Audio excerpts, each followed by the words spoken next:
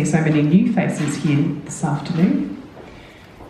This afternoon we are very pleased to be working with MGR to present this event, Defining Success. There's been a huge demand from our membership to come along to more Womeni.s events to hear some stories of local business owners and fantastic women who are leading business in our community.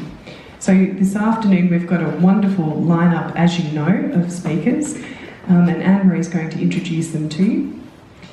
If we can ask you to use your social media as you're going today to share some insight from our panellists, you can tag in Be.Bendigo and Womeni.s and MGR, and it would be wonderful to share a little bit of your insight with the broader audience this afternoon. Be.Bendigo wouldn't be able to deliver these events without the support of our partner organisations, so this afternoon lunch has been put on by MGR and they've done a huge amount of legwork in organising this afternoon's event, so please give them a round of applause to show our appreciation. And without any further ado, I'll hand over to Annemarie McClure, who's the Senior Accountant at MGR and the brainchild behind this afternoon's event. Annemarie's done a lot of work researching our three fabulous speakers to understand how they've defined success throughout their career. So welcome, Annemarie. Thank you, Leah.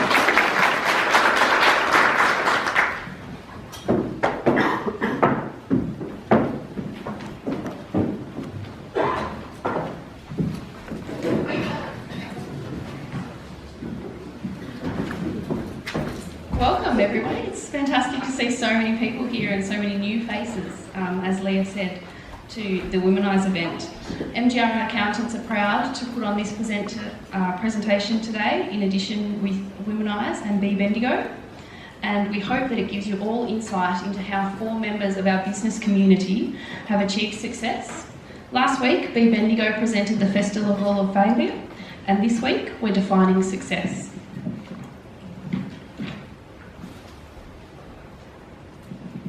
So I'll introduce you to our panel. On my left, we have Jenny Orchard. Jenny is a born and bred Bendigonian who started her working career at Kmart in Lancel Plaza. She's since moved on to become one of 2 founding partners of Orchard Buchanan Law, practicing family law, business succession and estate planning. Our next panel member is Andrea Tomkinson. Andrea is the director of Tomkinson Group, the local business providing comprehensive end-to-end project management for land development. Andrea started her career working in the Miss Shop department at Myer in Bendigo and has found success in multiple careers prior to shaking the travel bug and settling down in regional Victoria. Andrea is also fluent in 3 languages on your LinkedIn profile. We love social media. French, Japanese and Thai. Our final panel member for today is Amy Doak.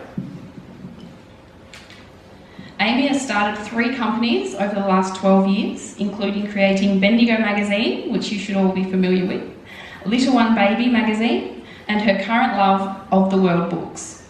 Like many others, Amy entered the workforce at a local supermarket. However, she has moved on to become an author, publisher, entrepreneur and photographer, amongst many other things, with her work being published worldwide. Unfortunately today, our final panel member, Narelle Sherwood, is unable to be, she's in the room with us, but is unable to be on the panel. Unfortunately, Narelle's children have shared their germs and given her a throat infection, so she's unable to speak. She would like to pass on, though, that part of defining success is making sure you don't get the throat infection the night before. Please put your hands together for our panel.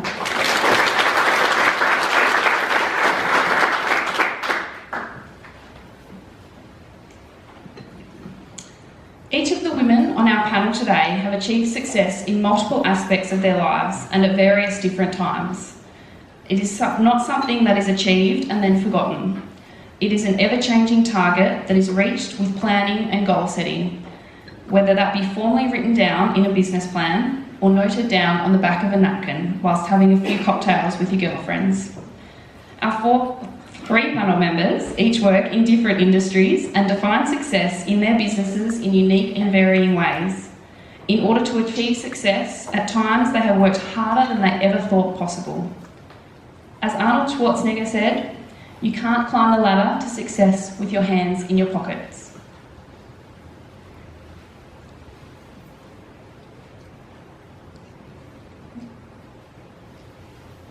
Sorry, technical difficulties.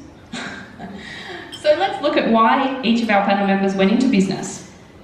We know that one way of achieving success is to start your own business, and I'm sure there might be a few of you in the room who are in that category. Making the decision is the easy part. It's what comes after that that is hard.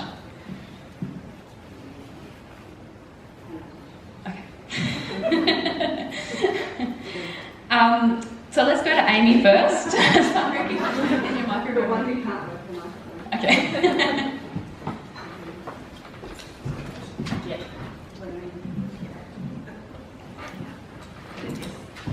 So Amy, you created Bendigo magazine. Everyone in the room is very familiar with Bendigo magazine. Can you share why you went into business? I never planned to, and we've talked about this, Annemarie, that the word entrepreneur or even business owner is something that never has sat very well with me, because I don't ever consider myself professional enough to give myself that title. And because most of the things I've done started by accident, and Bendigo magazine was probably one of them. It was a frustration, which is one of the things that you've listed here, simply because at the time, and I think it happens a lot still, most of the news that existed was death and disaster, terrible things, and I'm a bit of a Pollyanna, and I'd like to think that there's lots of good things happening in the world, and it was frustrating me that there was no forum to share that with. And a place the size of Bendigo has all of these incredible stories and people doing amazing things, and there wasn't really anywhere on a media level at the time that was sharing those stories and really celebrating what was going on. So yeah, it was more just that I was annoyed that it began, which is a really probably quite dumb reason to start a business, but there you go. I think a lot of businesses are born out of frustration, whether that be from a product that doesn't exist in the marketplace, or whether that be from your own boss that you just don't like working under somebody. Andrea, your story is quite different though. You're the managing director of Tomkinson Group. Are you able to share how you became into that position? Yeah, sure. So my situation is different from Amy's, obviously, because the business was already started.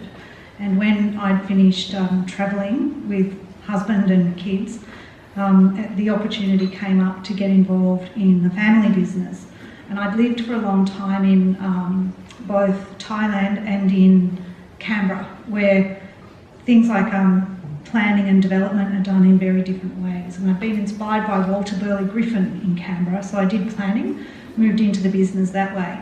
But part of the inspiration for me was that the business was already set up, and I had an opportunity to help it grow differently and to redefine it and bring it into the 21st century. So that was more the attraction for me, to put a stamp on it and enliven it and maybe get some women into it, because I think I was the only woman at the time when I started. Are you succeeding?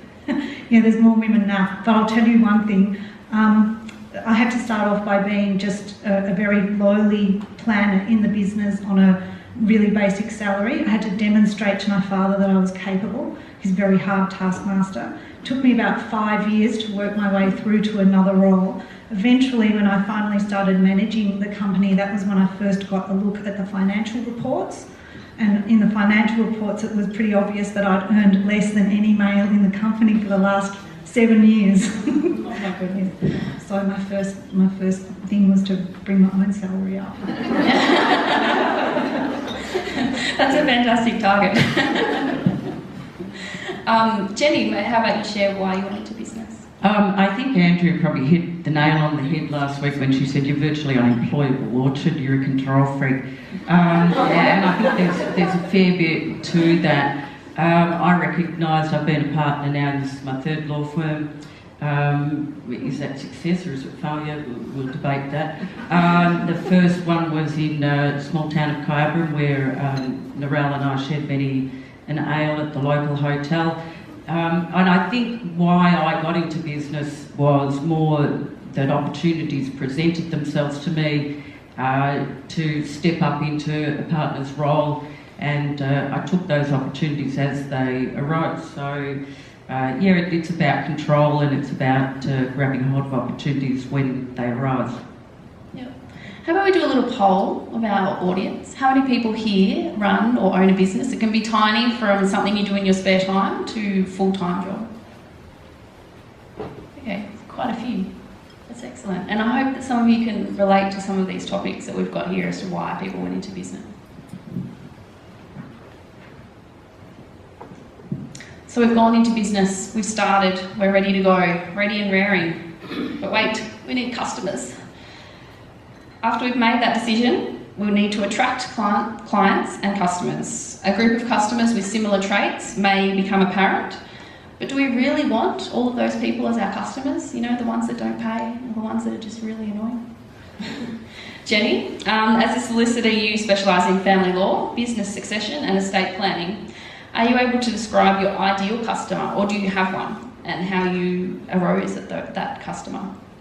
I was actually enjoying a bit of banter on this topic with my doctor last night as he was performing a little procedure on me. Boys, I don't need to go into it. Ladies, you can lift your mind above your neighbours. It wasn't that procedure. But he said to me, "Oh, Jen, for me, this is really easy. My ideal customer is filthy rich and dying a very slow death." You are a mercenary bastard, and lawyers in the room, you'll get this, that, you know, they call us ambulance chasers. That guy takes it to a new level. So I didn't feel too bad in saying to him that my ideal customer probably resembles, an ideal Tinder date. You're middle-aged, you might run your own business. It's not essential, but it's preferable. You're reasonably emotionally mature. You've got your own teeth. Hopefully you're single, but if you're not, I can work with you on that. We'll get through that. But all jokes aside, my ideal customer really is somebody that trusts me and that has confidence in the advice that I would give them, because ultimately they're going to buy what I'm selling and I get paid, and let's face it, that's what we're there for. Yeah. Do you feel that you've succeeded in your client base, that there are those ideal clients in there, or? Yeah, I do. Look, for me, it's, I often say that people come in as clients, but they leave as friends, and I enjoy that journey with them. If they've got a good sense of humour and they can put up with my warped sense of humour, we're going to get on pretty well. But one of the most rewarding things about what we do, and I know there's a lot of lawyers in the room today who will agree with me, is that if your client says to you, "Look, I'll go with what you say, I trust you fully," I think you can say, "Yeah, I've hit the nail on the head there," and have succeeded in that client relationship. Yeah, I guess there's also a fine line though between how much of a friendship you build with the client. If you've got no teeth, you're out. And there is, and that is a very pertinent point, because you can't afford to get too involved in clients' matters, and you overstep that boundary of being professional and maintaining a sense of impartiality with the advice that you're giving them. Yeah, that's fantastic. Andrea, do you have a target client? Are they similar to Jenny's? Or My ideal Tinder date's probably slightly different, but that's okay. I'm not on Tinder. Well, we're not competing for the same action, so maybe that's good. Anyway, our clients, because we do land development, a lot of it is about who's got land. So we don't necessarily get to choose the clients every time, and we have to adapt our approach to suit whoever it might be that has an opportunity. We might all agree that there's a certain type of land that we might want to develop, or that would work best for the city or the town or whatever, but that doesn't mean that particular opportunity comes up. So you have to adjust to respond to the client that you've got and make sure that you can get for them a result that works for them and that isn't going to be against or contrary to the principles that we have. And we're trying to do innovative development. So I guess the ideal client has, again, a lot of money, and it doesn't care if they make money either, so that we can spend it all on good design and fabulous trees and architects doing buildings and things like that. So that would be ideal. That's very rare. Yeah. Amy? I love the idea of having an ideal client in your head, that specific person, and especially when you're doing things like social media and advertising and things like that, to be able to picture that person and talk to them directly, even if they don't exist. Social media and everything, news, everyone puts up their date of birth and their location on Facebook, so you can target people. Yeah, definitely. But yeah, so to sort of have an imaginary perfect person that loves everything you do, it'd be nice to have lots of those people, but even a few to begin with is always helpful to know that you're on the right track. Yeah. So where would you find most of your customers come from? In what I'm doing now, it's still something that I'm learning, to be honest. I had a picture in my head of who the ideal client is, and I realised after a little while that that was actually a slightly older demographic than I had originally thought.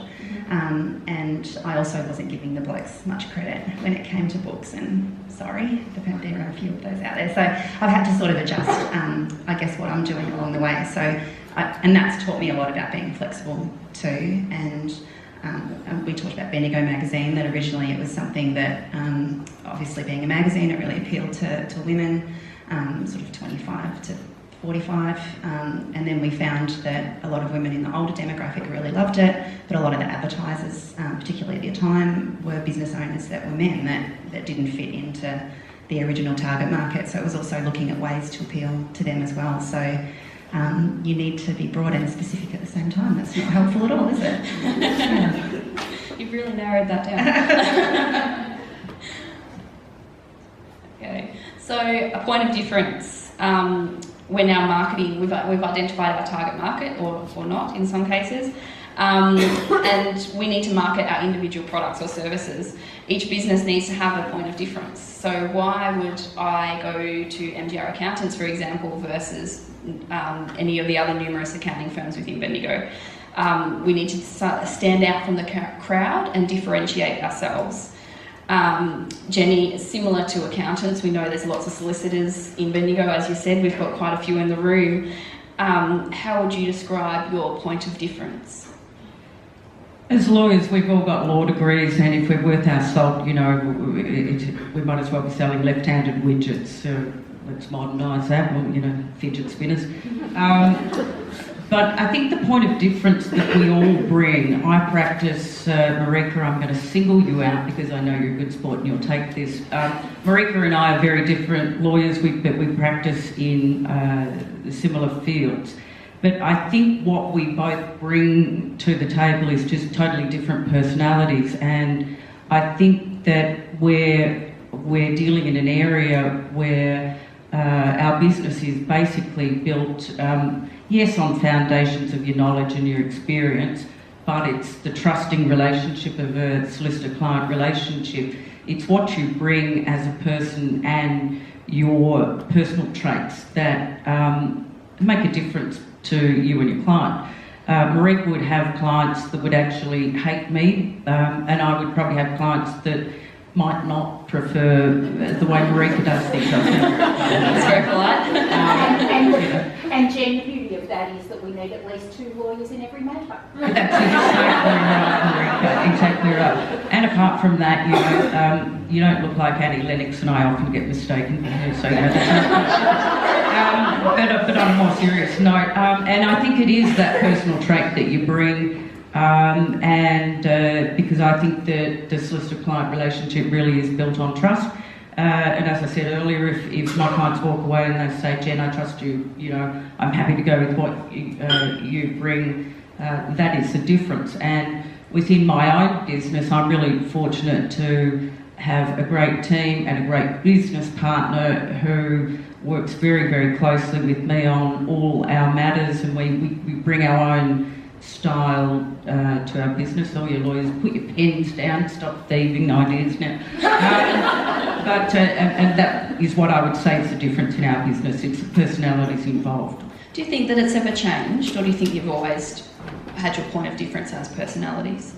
I think as I've matured, I will say, I'm not saying getting older because I can't say matured. I'll say as I've got older, as a practitioner, I probably have changed my point of view on that. In the younger days, there seemed to be a lot more emphasis that I perhaps put on selling ideas to clients without actually engaging with them. And so I couldn't honestly say that in those circumstances that the clients would sort of walk away with the degree of closeness in the solicitor-client relationship that they would now, for example.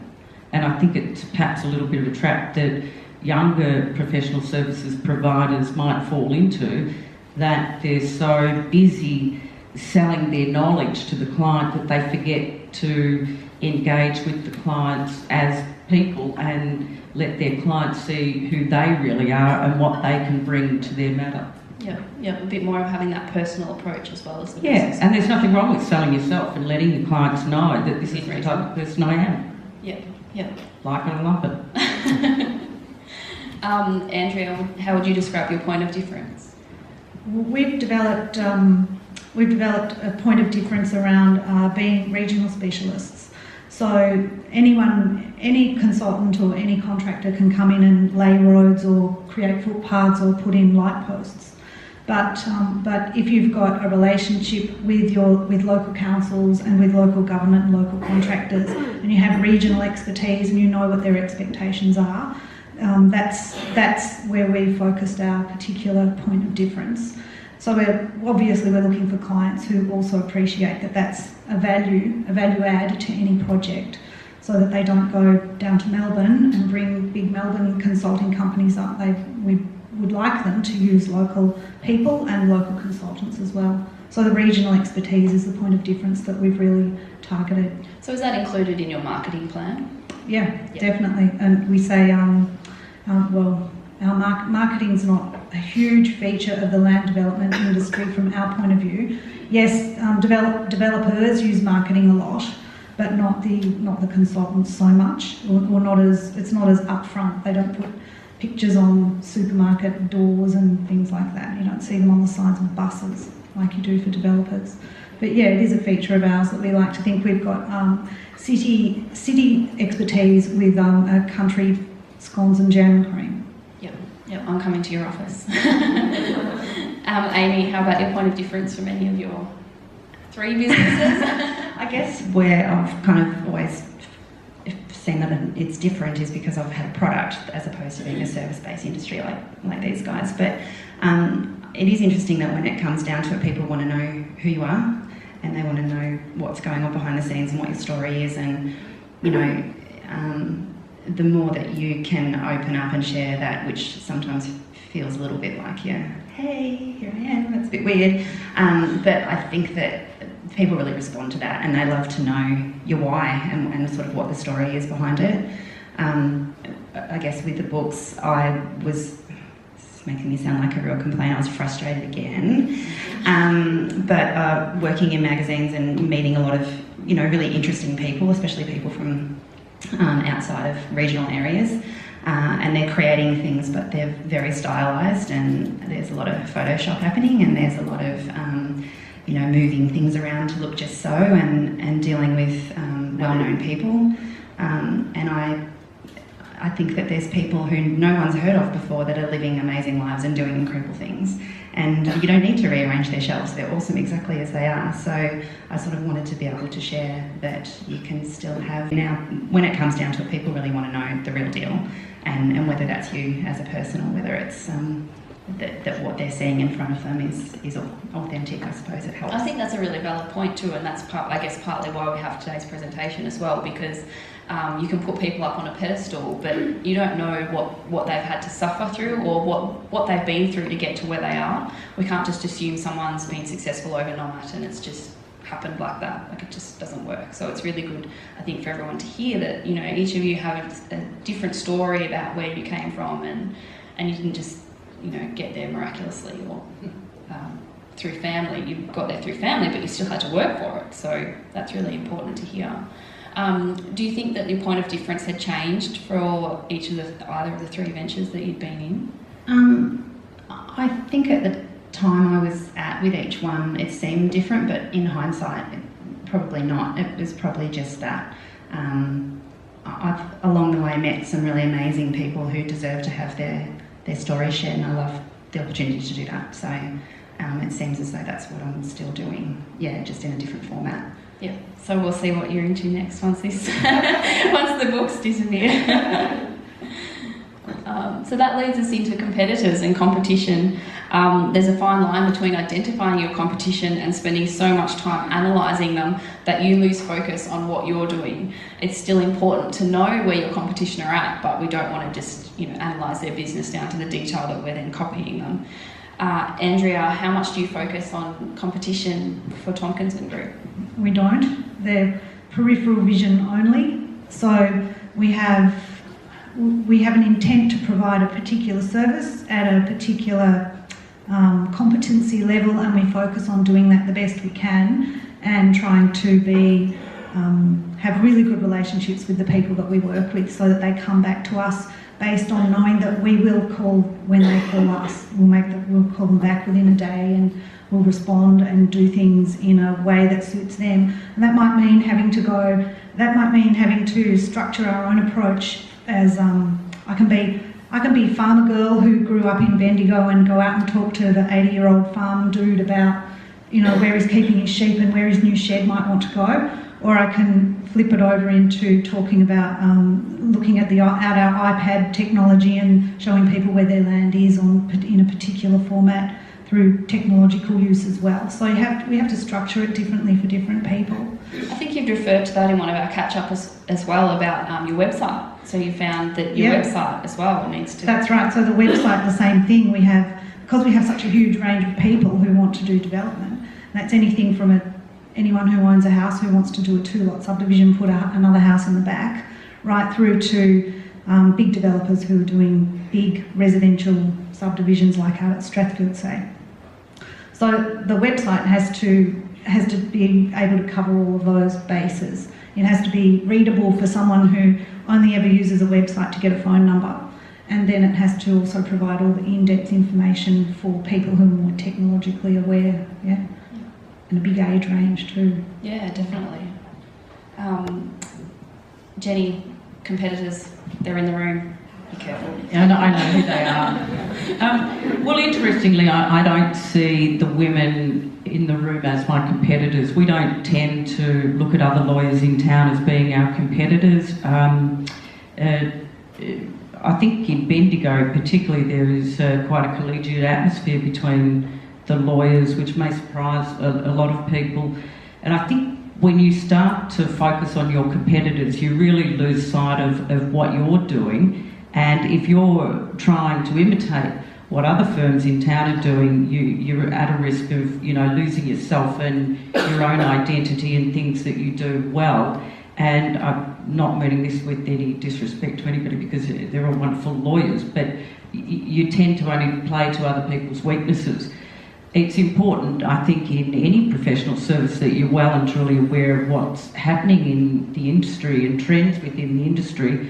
So when we talk about competitors, I think we tend to talk more about the changes that are happening within the industry as opposed to what individual firms themselves are doing. Yeah, I guess with technology it's important that you look beyond your own backyard, I guess. Well, it is, and I think I was relaying this story, that there's programs out now that, you can plug your data in and they'll analyse your own circumstances and spit out a predictable result on a family law matter. I wouldn't recommend them, they're not as good as a lawyer. So, there's still room for us, but they're the threats that do face the profession in the future. And we don't tend to focus on what other firms are doing. Yeah. Amy? I think when you're starting out, it's good to get an overview of what's going on and make sure that you're not actually... A lot of people come up with this great idea and they don't do any research, and then if they'd done a simple Google search, they would have discovered that there's 5 other people who have a very similar product already. So I do think in the beginning it's good to know who they are, but beyond that, paying too much attention to your competition just makes you crazy. It makes you overwhelmed and stresses you out and makes you think that you're not doing all of the things that you should be doing, and you lose a little bit of sight as to why you're doing what you're doing in the first place. So I guess it's a little bit of keeping up with the Joneses, isn't it? Yeah. You're kind of trying to do what they're doing all the time, but you lose sight of, well, hold on, you're still doing something fantastic. Yeah. It's just slightly different from what everybody else is doing. So Do you think that technology has changed? Um, yeah, look, technology, I think a lot of people are a bit anti or sort of start to get a bit panicky, and it can be, you can kind of drown a little bit in technology as well, especially social media, and that's where the competitive thing, not just with business but with life, can exist, and it's really important to know that what's real and what's not, and not get sucked into the kind of smoke and mirrors that exists out there with so different social media channels, and that definitely goes with business. It's really easy to make out like you're super successful in business on social media, and so to not buy into that as a business owner for sure is really helpful.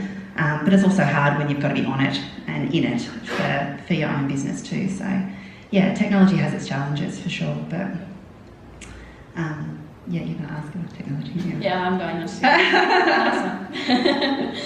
So we'll just move on to technology. So technology has been one of the most fundamental changes to the way that businesses operate. No longer are you able to have a shop front and run a few advertisements a year. Today, your advertising and marketing must be on demand, a constant stream of relevant, timely and useful content. Content that must be a balance between promoting your product or service and being related to issues, problems or concerns customers might have. We all know how easy it is to unfollow somebody on social media if you get sick of them hounding you all the time. Customers now expect personalisation, real-time response, and they expect to interact with businesses across any channel they choose. There are currently over 20 social channels, from Facebook, Instagram, LinkedIn, Snapchat, Pinterest, Twitter, Tinder, I guess, and the list goes on. Leave Tinder alone. There's a few of the pictures up on the screen.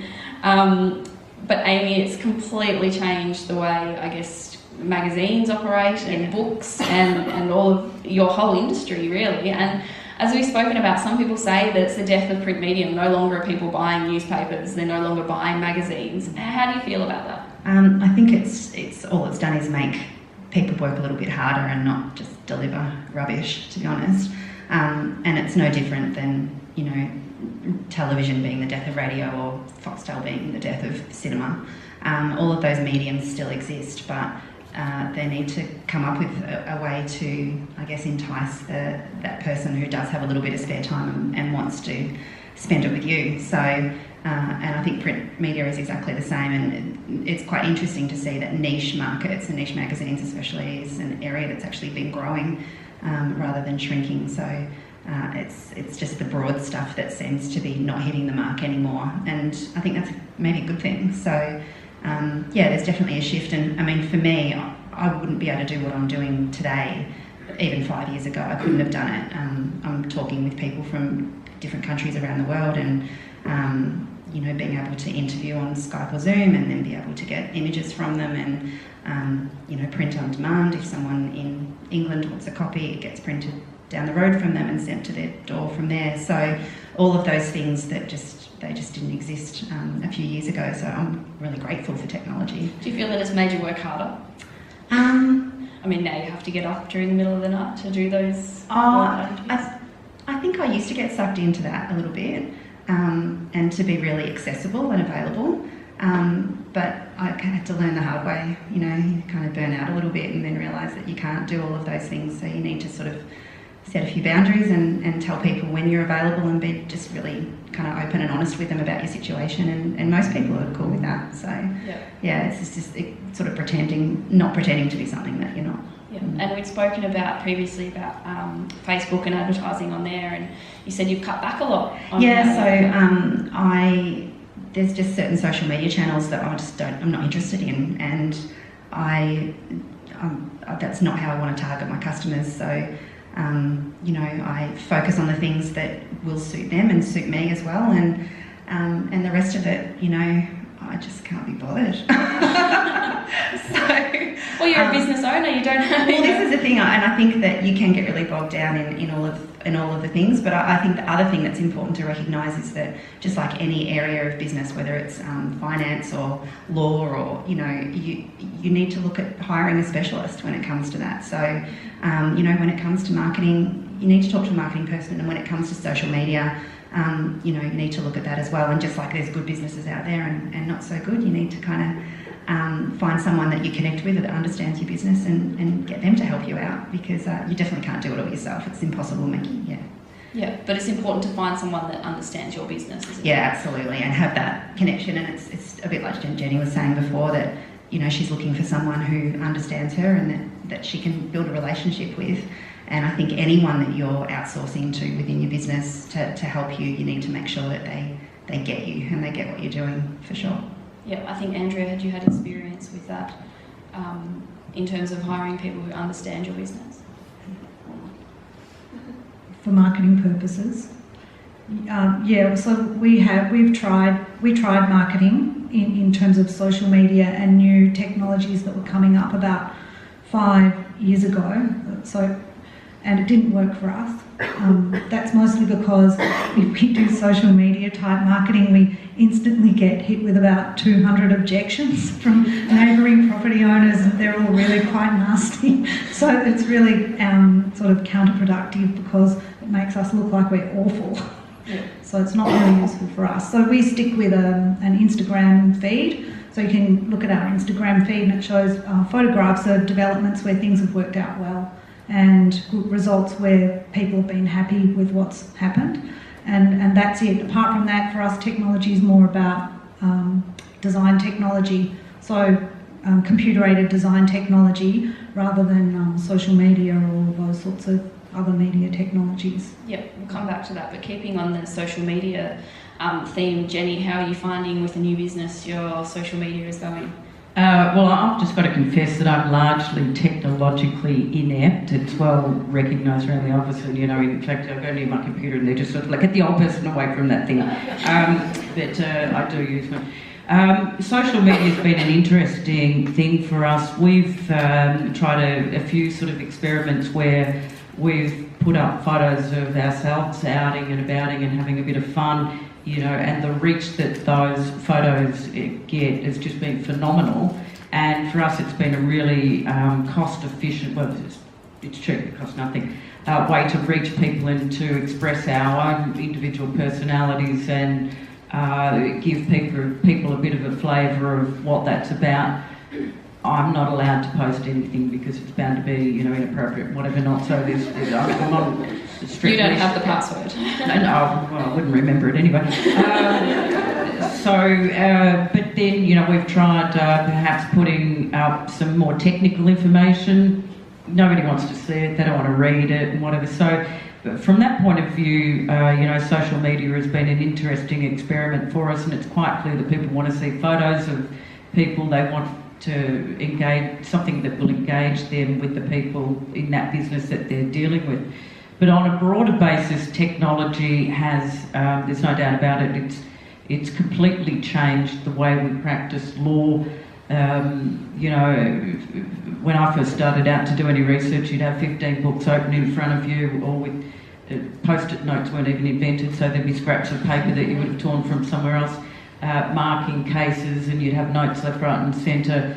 But the amount of information that is now available, not only to us as practitioners, but also to our clients, has really changed the way we practice law, and it's changed the demographic, I think, of our client base, and our clients now are far more savvy and informed than what they once were, and a lot of times they'll be coming in and, you know, say, well, I've googled this and it's blah, blah, blah, blah, blah, and you go, oh, right, okay, well, you're not quite right, but yeah, you're on the right track. Yeah, do you find that's a double-edged sword, where they think they have all this extra knowledge? And you're it like, is, but I like to cut them down into it's a delightful experience. But there is no doubt that you know, technology has changed the way we practice, and it will continue to change. And I'm sort of quite glad that I'm at this stage of my career rather than starting out, because the pace at which things are changing is just simply phenomenal, and in some respects very scary. You know, that you can do your will online, you can do lots of you know, you divorce yourself online, all of those things. So traditional areas of law are sort of just being eaten away, and I think that for young practitioners, they're really going to have to just stay right at the edge of their game to keep up with those changes and to keep evolving as technology advances. Yeah, I agree. In the accounting space, you look back and some of the more experienced, I would call them, people in our organisation, I won't say old, I guess back when they started, there weren't computers, so they were manually, filling out paper forms, and then they went from that to typing it into the computer, and now where everything's so fast, we just plug it straight into the computer thinks for us, within reason, and spits it all out. And the other side of that is the software that we use day to day, that once upon a time everybody had to have that knowledge, and now it's just, okay, quick Google, I'll just double check the facts, yep, that's fine. So Andrea, you're talking about the use of design technology within your business. So how has that changed, and have people struggled to develop and change with the changing technology? Some do and some don't. So my father, who's 75 now and started the company, he can barely answer an email. Sometimes I have to go to his house to show him how to open an attachment. So, and I'm sure all of the rest of you have parents who are in a similar situation. It's quite common. So, but in our business, those people are often our clients as well. So you can't necessarily expect that they're going to follow the fast technological pace that's going through our whole business structure in terms of preparing plans, sending them out, getting them reviewed. They can't follow, so you have to manage it in that way. Some of our staff are better able to get on board with that than others. But, I mean, we have a company that's all engineers, surveyors, town planners. They've all been to university. They all know how to learn. They've learned how to learn. So they're pretty good at keeping up in varying capacities. Yep. And they help you out with Instagram and Facebook. No, I do Instagram. Oh, you do Instagram. I've got older daughters, so they're my keep me up with technology helpers. I bet there's other people in the room who have the same situation. Your kids keep you up. Yep. Shut it off now, Andrea. The other aspect, which Jenny did mention briefly, is the ability to outsource. So within the accounting space, we've seen some organisations outsource to overseas countries those lower level, I guess, menial, mundane tasks, which were once set for the graduate or the person starting up the ranks. I know at MGR we're firm that we won't outsource overseas. Everything is done in-house. Does anybody else find that they have that challenge within their industry of outsourcing to overseas? It's becoming quite prevalent, particularly in large litigation matters, that firms will outsource the organisation of the discovery process or the document organisation to overseas. Some firms I know are outsourcing even not menial things, but things as simple as preparing contracts for sale of land and whatever not.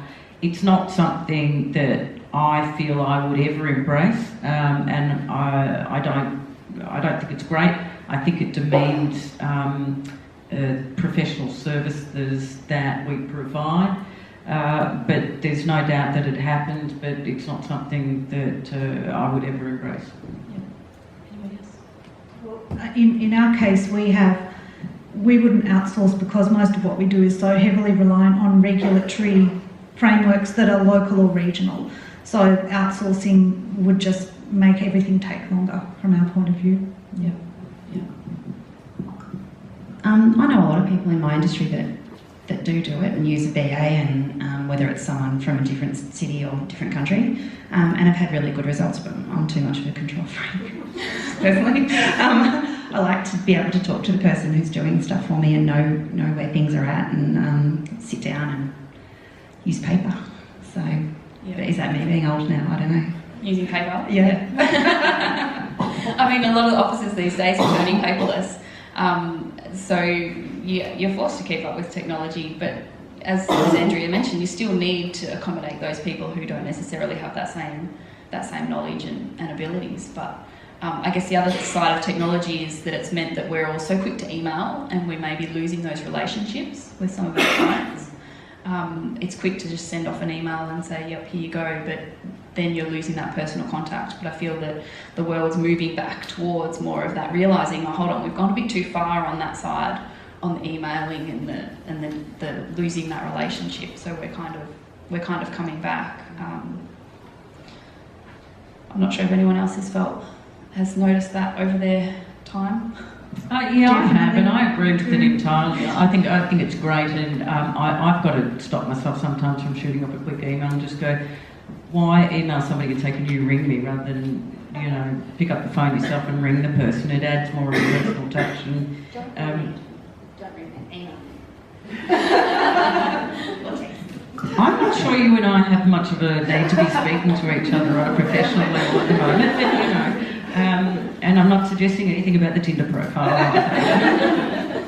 But yeah, and I think the younger practice or younger people are more inclined to just shoot off that quick email rather than ring. And when you say, well, can you ring and speak to somebody, there's a bit of a, what? Speak to somebody, you know. So I think it's a good thing that personal touch is coming back a bit. Yeah.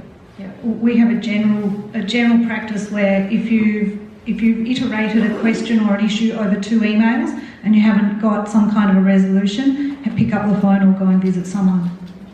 Yeah, that's a really good point.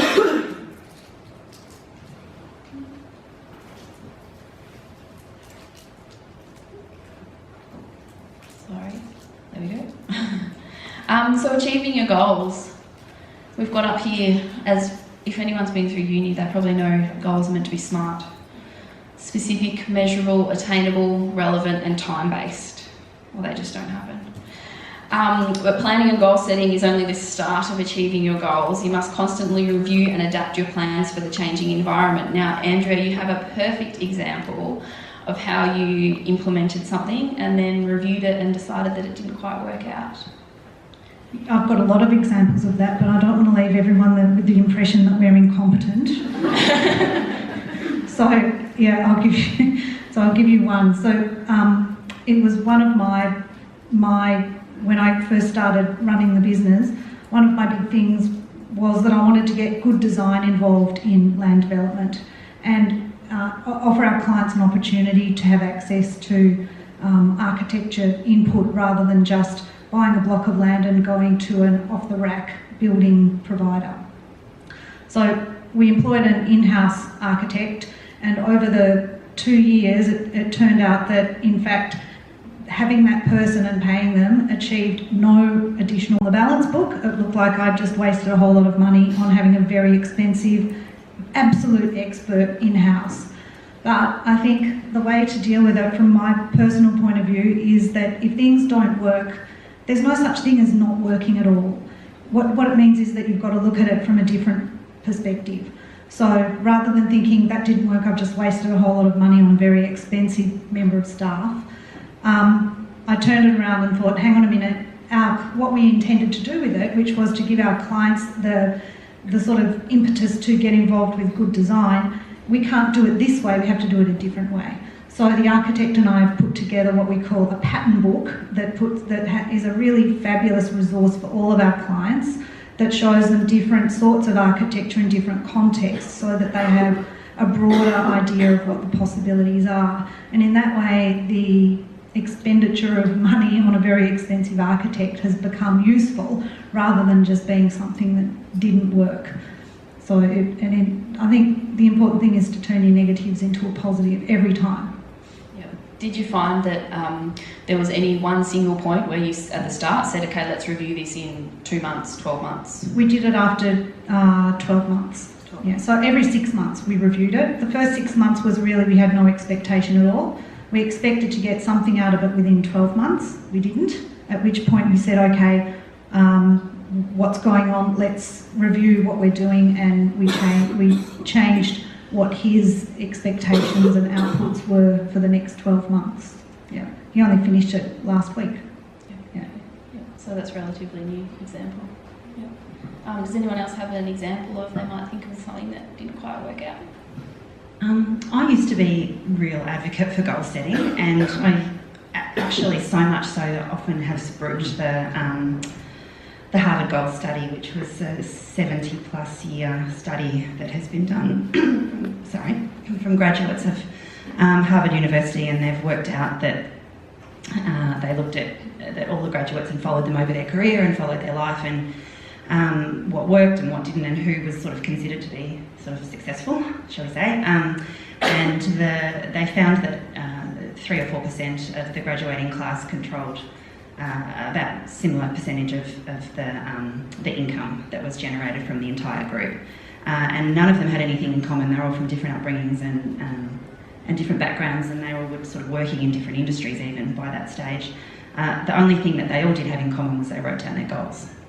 And so there's a lot of information exists about goal setting that it really does work, and so I've always been a really big advocate of it. However, always a caveat.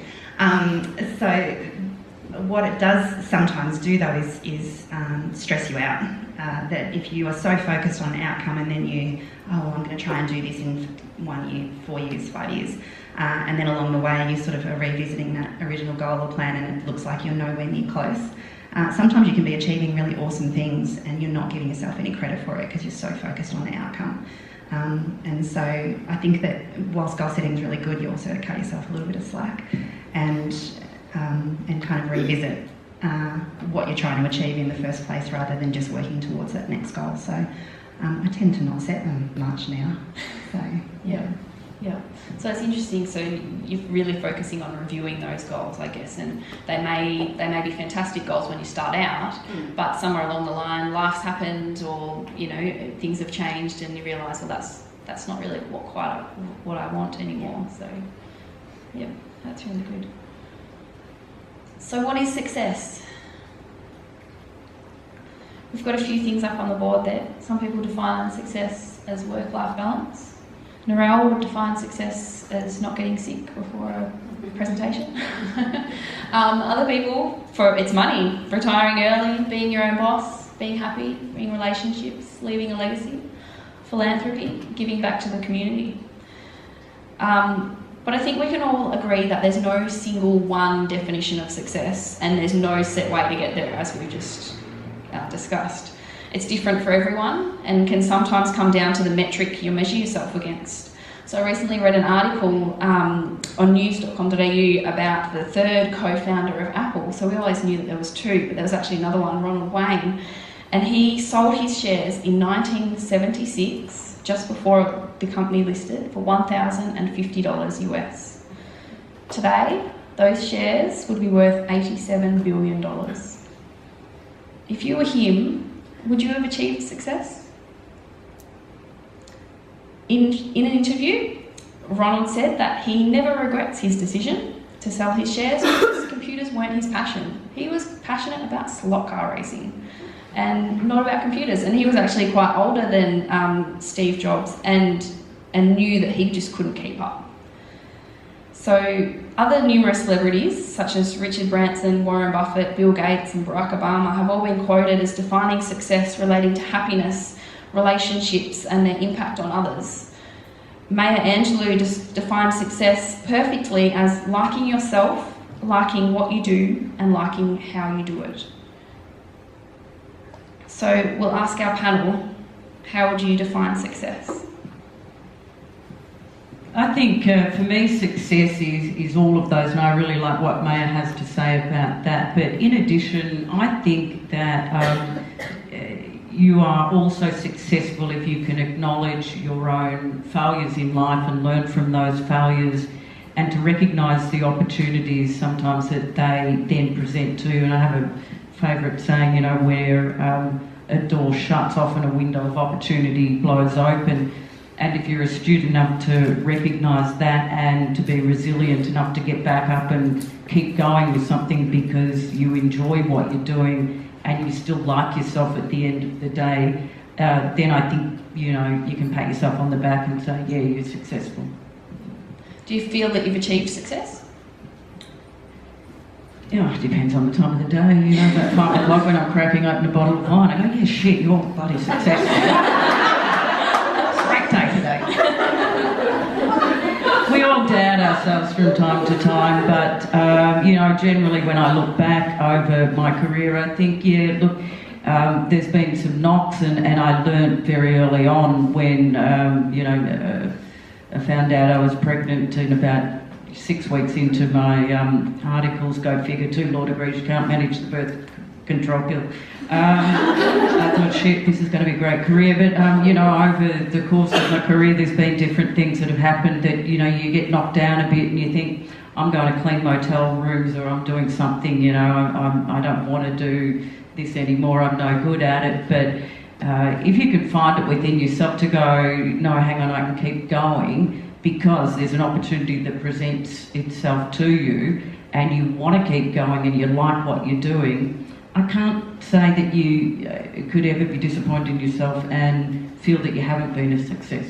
How much do you value a good support system? Oh, I think it's integral. You know, I've been really fortunate to just recently, within the last 3 years, you know, that Mel has Mel Buchanan. You know, acknowledge yourself, Mel.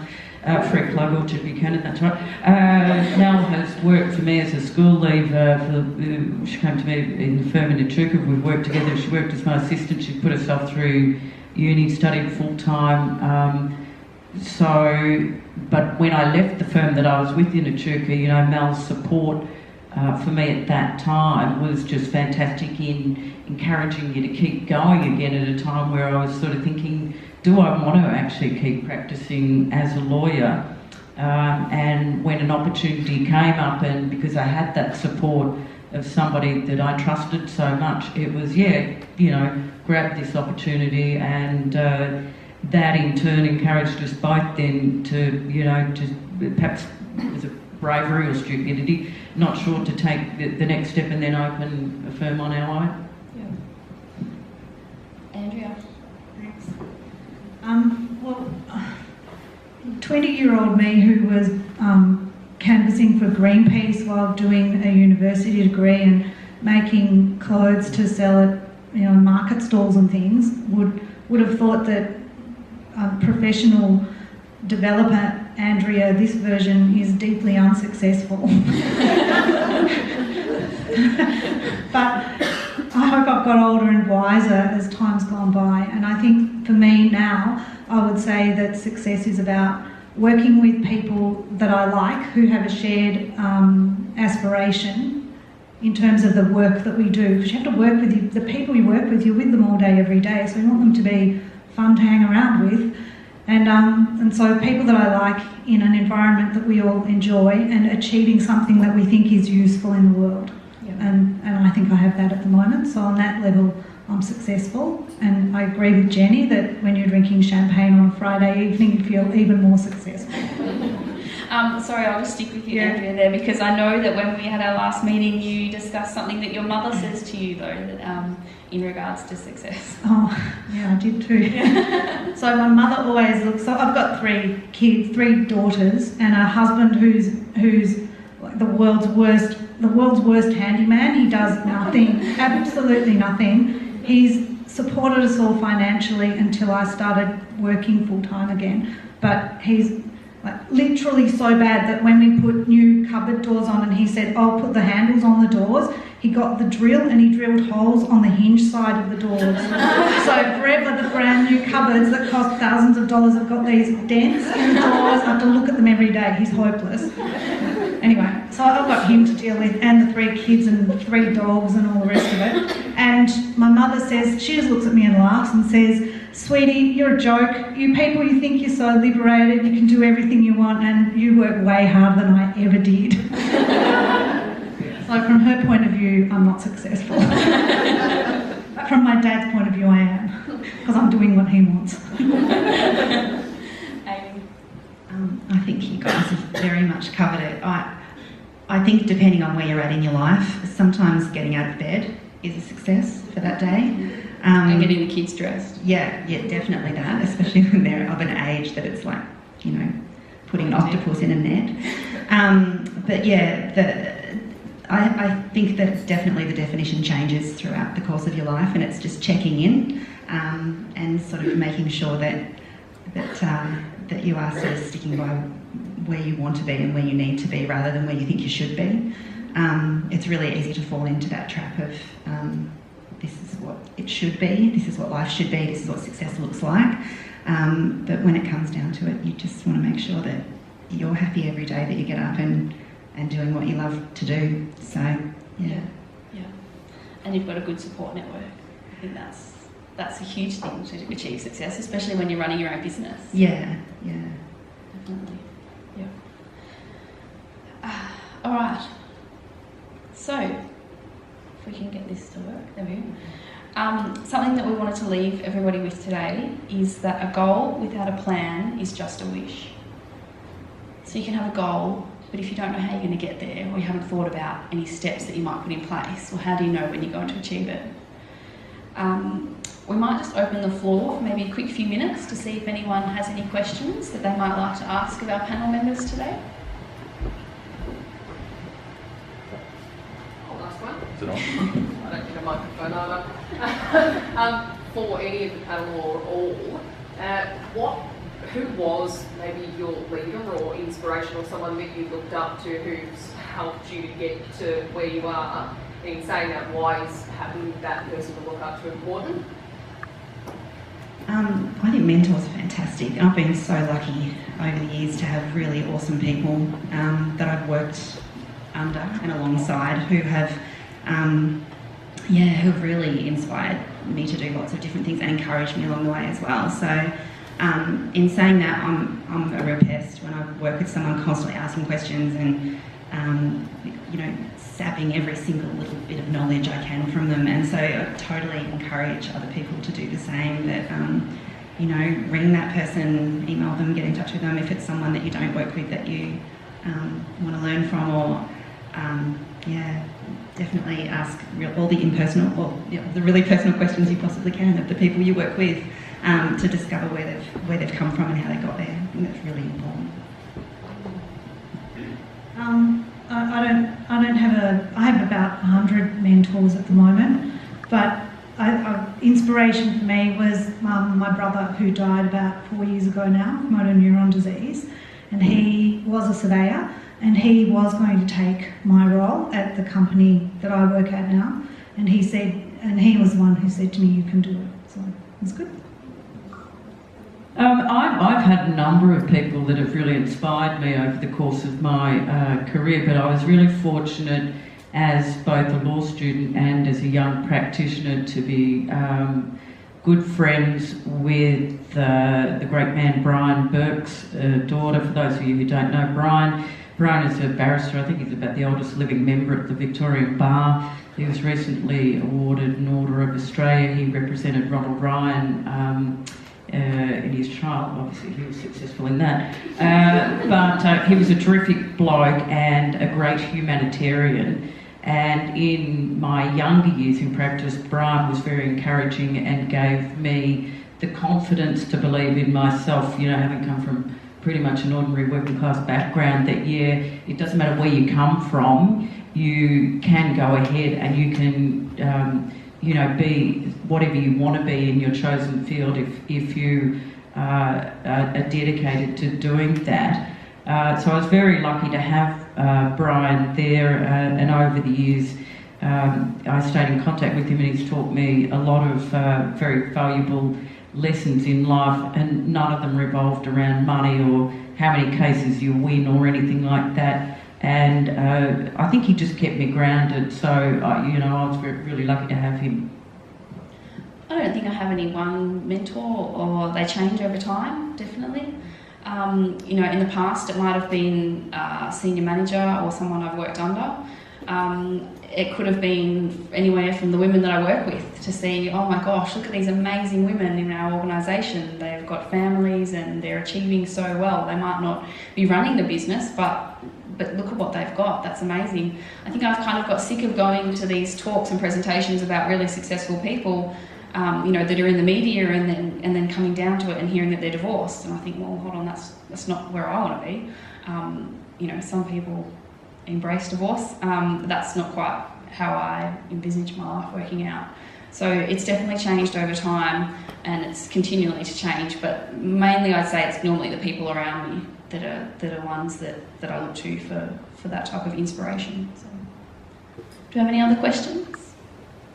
Do you want a microphone? No, that's okay.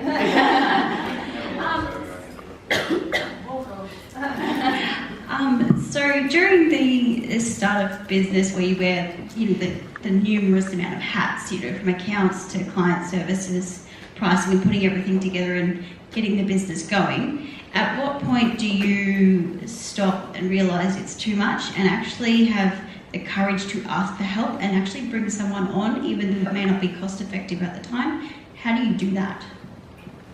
This one's for Amy. Still working one out. Start with the things you hate the most. I made the mistake of having lots of people, especially with Bendigo Mag, that are like, I would love to help and I would love to do this. They want to do the fun stuff, and the really sucky stuff, I'm there at midnight still on my own doing that. And so if you see it as an investment back into your business as such, just the same as anything else, doing a course or buying business cards or any of those things, anything that's going to make you run better and easier and all of those things, definitely take the things that you find the least fun and find someone who's going to be really good at it. And my bookkeeper is a classic example. I've used the same bookkeeper for a long time, like 10 years now. And she's amazing. And what she can do in an hour, it would take me about 2 days to do. And so if you're really looking at it at an hourly rate, she's the biggest bargain in the world. Not to mention she's really excited about it, and I just, I know, right? It makes me want to stab myself in the eye just thinking Hold on, about there's too many accountants in this room. I don't know how you guys do it. And so I used to just be in the foulest mood because I'd have spent 3 days on QuickBooks, and Andrea, who used to work with me, would laugh about it and say, you've been on QuickBooks today. I'm a bit angry with the world. And so that was the first thing I had to do, was find someone that would do that for me. And Briley's laughing because she's like a total QuickBooks nerd and loves it, and I just think that's weird. So to take the things that you hate the most and find someone who loves doing them, and that makes it joyful for you as well as for them, and then you get to do the fun stuff still. I guess you've got to remember we are all different. I'll stick up for the bookkeeper. I love it, don't get me wrong. We're all different. We all enjoy doing different things, and that's how the world works. I think sometimes, you've got to remember that we still need that person, maybe not soon, but we still need that person at the supermarket checkout to scan our groceries, although technology is taking that over as well. But so everyone is happy doing different things, and so if you can find someone that is efficient and they love it, they're going to be fantastic at it at the same time. So that's when you've got to kind of balance that. I think it actually goes just a little bit further than that also, and it's recognising that within all the different facets of your business, you're not going to be good at everything, and recognising your weak points, because those weak points can actually, if you persevere with them for the sake of saving a few dollars or whatever it may be and not investing back into your business, you're actually being a bit short-sighted, and you run a risk of exposing your business to failure. Any other questions?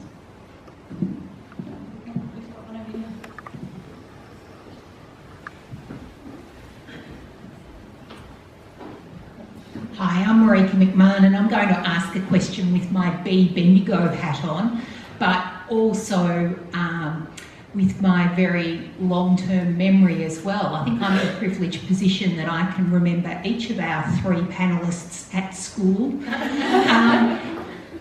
Be.Bendigo is about excellence in Bendigo. I'm wondering, what are the challenges and what are the hints that you have got regarding having grown up in Bendigo and now recreating yourself into successful business women in Bendigo and getting rid of that imposter syndrome?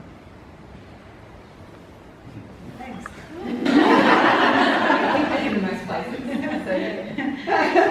So I ran away from Bendigo as fast as I could in about 1983, and then when I got back, it was really clear to me that Bendigo had a real resurgence and a whole new lease of life, and lots of interesting things have developed, interesting places to go, interesting more interesting cafes, and the art gallery and the theatre, and the new housing was better than what had been there before. All sorts of things that I thought were a really great improvement for Bendigo.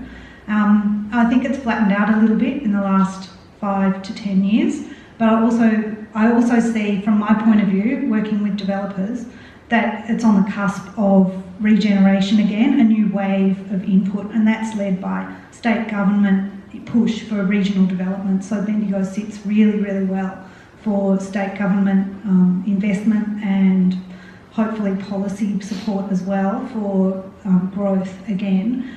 And I like to think that all of us who live here now, who enjoy the things that were a result of the last round of growth, will also understand that there will be good things that come out of the next round of growth. And it's not all about what might be different or challenging, but about what extra opportunities will come out of it and what positive things will arise from further growth, I hope, or I trust. I'm just flattered you remember me at school, Marie, because I think it might actually be the Kmart days. You sure too? Oh, we might go there. I should see myself out now. I agree with Andrea in that sense, and I'm a bit like you, that I sort of couldn't get out of Bendigo quick enough back in around about that time. That's about everyone who's 18, even now as well, I think. No matter what your hometown is, I think you're always keen to leave. Yeah, and to me, exactly, it was my ticket out of Bendigo, really, and I had no intention of ever coming back here. But when I left, the town felt far more parochial than what it is now, less opportunities certainly for women in business, and I think that is one of the really standout things that strikes me now, that there are far more opportunities.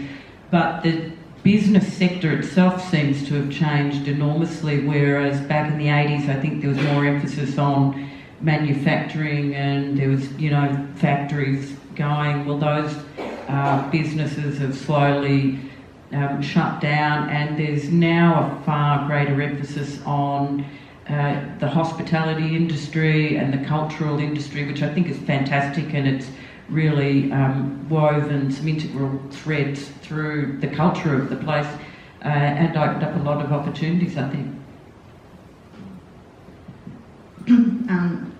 Obviously with Bendigo Mag, I'm like, yay, Bendigo.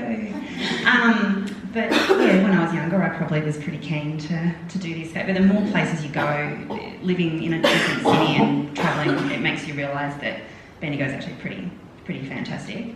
I still talk to people on a regular basis who don't even know where Melbourne is on the map, let alone Bendigo. And so, but I have discovered it doesn't matter, that people tend to take you on the work that you do as opposed to where you're from. But I mean, the imposter syndrome, that's always an interesting discussion. And I think the thing I found the hardest is starting a business in Bendigo when I was in my 20s. I still think of myself as like learning and really naive and really like, just having a go and working it out. So when I get asked to do things like this, it's just hilarious. Because now all of a sudden I sort of worked for a few years and you head down, bum up, and you do the kid thing and you're bleary-eyed for a few years, and then, suddenly I'm like the grown-up and I'm meant to know what goes on. And I think everybody sort of feels that same way a little bit, that you hit a certain age and people think that you've got all the answers, and no, none of us do. But that's okay. That's a good thing as well. And I think that the wonderful thing about Bendigo is that it's not about age or the job that you do. I've got friends in all different industries, and we're all kind of just heading down the same path, which is really nice. So, yeah. Thank you. Thank you to our panel. Please put your hands together for our panel today.